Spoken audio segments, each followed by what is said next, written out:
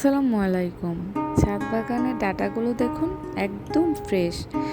এই ডাঁটাগুলো শখের বশে বীজ বোনা হয়েছিল, সেখান থেকেই হয়েছে।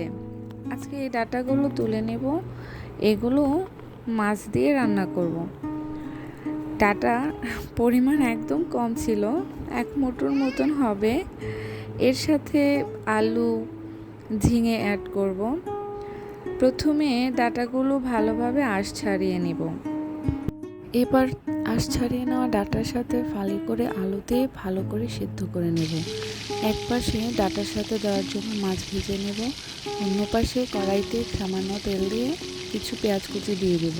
পেঁয়াজগুলো বাদামি করে ভেজে ওর মধ্যে আগে থেকে সিদ্ধ করে রাখা ডাঁটা আর আলুর ফালিগুলো দিয়ে আলতোভাবে নেড়ে ছেড়ে মিশিয়ে নেব। এভাবেই 5 মিনিটের মতন রান্না করে নেব।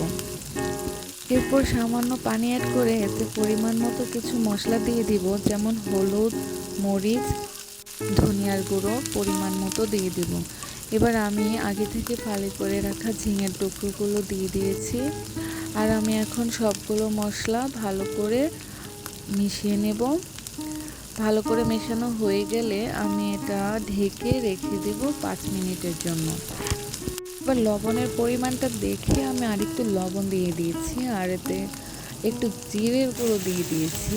এবার ঝোলের জন্য কিছু পরিমাণে পানি অ্যাড করে দিয়েছি। ঝোলের পানিটা সিদ্ধ হয়ে গেলে ওতে আগে থেকে ভেজে রাখা মাছগুলো দিয়ে দিব। এখন ঝোলের সাথে মাছগুলো একটু ভালো করে মিশিয়ে দিয়ে ওটা 5 থেকে 6 মিনিটের জন্য রেখে দেব। এতে করে ঝোলটাও ভালো করে সিদ্ধ হয়ে যায়, মাছটাও তরকারিতে ভালোভাবে মিশে যায়, ঝোলটার ঘনত্ব একটু কম হয়। ঝোল কিছুটা কমে আসলে আমি ওতে কুচি করা ধনেপাতা আর ফালি করা কিছু কাঁচামরিচ দিয়ে নেব। এবার ওটা 2 থেকে 3 মিনিট রান্না করে নেব। 2-3 মিনিট রান্না করলে আমার রান্না শেষ। এরপর আমি এটা উঠিয়ে নেব। দেখুন কি সুন্দর লুক এসেছে। আমি এটা এবার পরিবেশন করে নেব।